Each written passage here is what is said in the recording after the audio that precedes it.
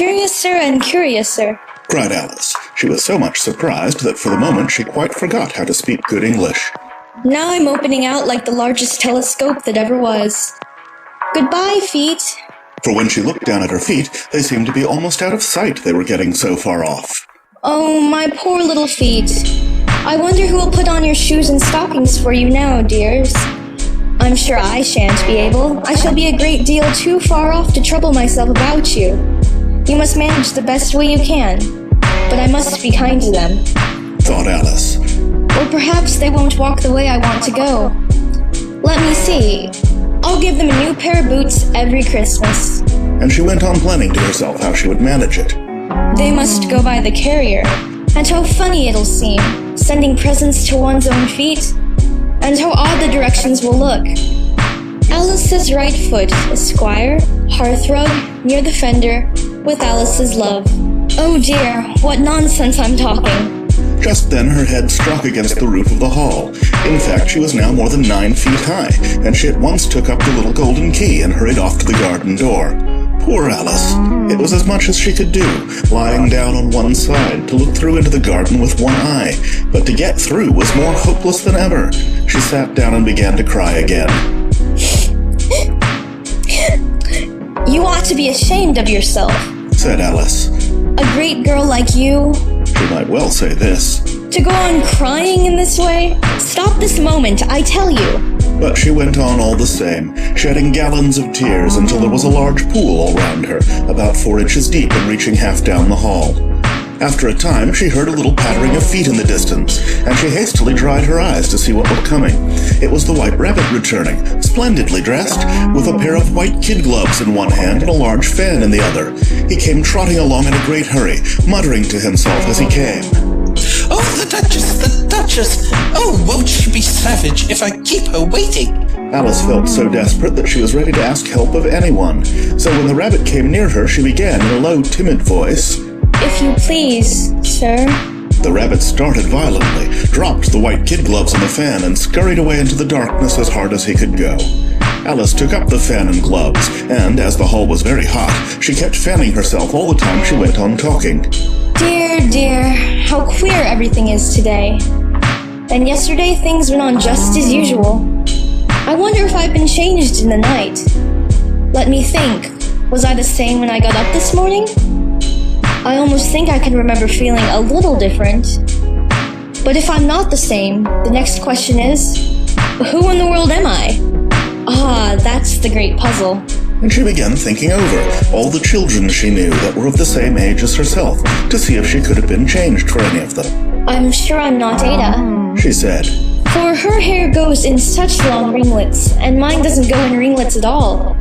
And I'm sure I can't be Mabel, for I know all sorts of things, and she knows such a very little. Besides, she's she and I'm I, and oh dear, how puzzling it all is. I'll try if I know all the things I used to know. Let me see, 4 times 5 is 12, and 4 times 6 is 13, and 4 times 7 is... Oh dear, I shall never get to 20 at that rate. However, the multiplication table doesn't signify. Let's try geography. London is the capital of Paris, and Paris is the capital of Rome, and Rome... No, that's all wrong, I'm certain. I must have been changed for Mabel. I'll try and say, how doth the little... And she crossed her hands on her lap as if she were saying lessons, and began to repeat it, but her voice sounded hoarse and strange, and the words did not come the same as they used to do. How doth the little crocodile improve his shining tail, and pour the waters of the Nile on every golden scale? How cheerfully he seems to grin, how neatly spread his claws, and welcome little fishes in with gently smiling jaws. I'm sure those are not the right words, said poor Alice, and her eyes filled with tears again as she went on. I must be Mabel after all, and I shall have to go and live in that poky little house and have next to no toys to play with, and oh, ever so many lessons to learn. No, I've made up my mind about it. If I'm Mabel, I'll stay down here. It'll be no use their putting their heads down and saying, "Come up again, dear." I shall only look up and say, "Who am I then?" Tell me that first, and then, if I like being that person, I'll come up. If not, I'll stay down here till I'm somebody else. But, oh dear. cried Alice with a sudden burst of tears. I do wish they would put their heads down. I am so very tired of being all alone here. As she said this, she looked down at her hands and was surprised to see that she had put on one of the rabbit's little white kid gloves while she was talking. How can I have done that? She thought. I must be growing small again. She got up and went to the table to measure herself by it, and found that, as nearly as she could guess, she was now about 2 feet high, and was going on shrinking rapidly. She soon found out that the cause of this was the fan she was holding, and she dropped it hastily just in time to avoid shrinking away altogether. That was a narrow escape, said Alice, a good deal frightened at the sudden change, but very glad to find herself still in existence. And now for the garden. And she ran with all speed back to the little door, but alas, the little door was shut again, and the little golden key was lying on the glass table as before. And things are worse than ever, thought the poor child.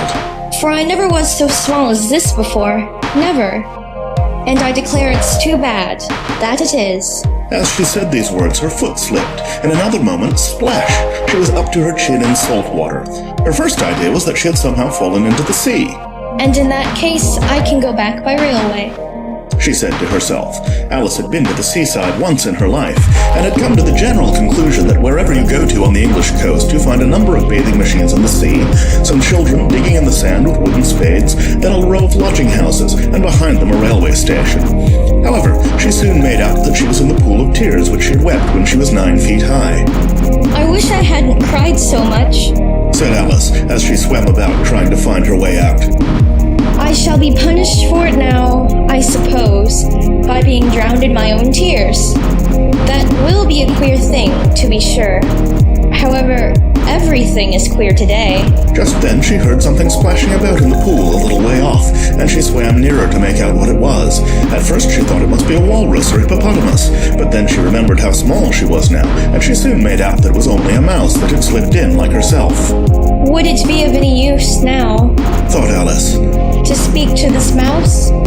Everything is so out of the way down here that I should think very likely it can talk. At any rate, there's no harm in trying. So she began. Oh, mouse, do you know the way out of this pool? I am very tired of swimming about here. Oh, mouse.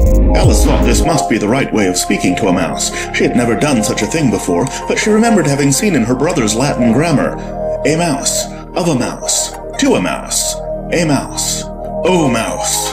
The mouse looked at her rather inquisitively, and seemed to her to wink with one of its little eyes, but it said nothing. Perhaps it doesn't understand English, thought Alice. I dare say it's a French mouse, come over with William the Conqueror. For with all her knowledge of history, Alice had no very clear notion how long ago anything had happened. So she began again. Où est ma chatte? Which was the first sentence in her French lesson book. The mouse gave a sudden leap out of the water and seemed to quiver all over with fright. Oh, I beg your pardon, cried Alice hastily, afraid that she had hurt the poor animal's feelings. I quite forgot you didn't like cats. Not like cats? cried the mouse in a shrill, passionate voice. Would you like cats if you were me? Well, perhaps not, said Alice in a soothing tone. Don't be angry about it. And yet, I wish I could show you our cat Dinah. I think you'd take a fancy to cats if you could only see her. She is such a dear, quiet thing. Alice went on, half to herself, as she swam lazily about in the pool. And she sits purring so nicely by the fire, licking her paws and washing her face. And she is such a nice, soft thing to nurse. And she's such a capital one for catching mice. Oh, I beg your pardon, cried Alice again, for this time the mouse was bristling all over and she felt certain it must be really offended. We won't talk about her anymore, if you'd rather not. We indeed, cried the mouse, who was trembling down to the end of his tail. As if I would talk on such a subject. Our family always hated cats. Nasty, low, vulgar things. Don't let me hear the name again. I won't indeed, said Alice in a great hurry to change the subject of conversation. Are you fond of dogs? The mouse did not answer, so Alice went on eagerly. There is such a nice little dog near our house I should like to show you. A little bright-eyed terrier, you know, with, such long, curly brown hair. and it'll fetch things when you throw them, and it'll sit up and beg for its dinner, and all sorts of things. I can't remember half of them. And it belongs to a farmer, you know, and he says it's so useful, it's worth £100. He says it kills all the rats and... oh dear, cried Alice in a sorrowful tone. I'm afraid I've offended it again. For the mouse was swimming away from her as hard as it could go, and making quite a commotion in the pool as it went. So she called softly after it. Mouse, dear, do come back again, and we won't talk about cats or dogs either, if you don't like them. When the mouse heard this, it turned round and swam slowly back to her. Its face was quite pale, with passion, Alice thought, and it said in a low, trembling voice, Let us get to the shore, and then I'll tell you my history, and you'll understand why it is I hate cats and dogs. It was high time to go, for the pool was getting quite crowded with the birds and animals that had fallen into it. There were a duck and a dodo, a lory and an eaglet, and several other curious creatures. Alice led the way, and the whole party swam to the shore.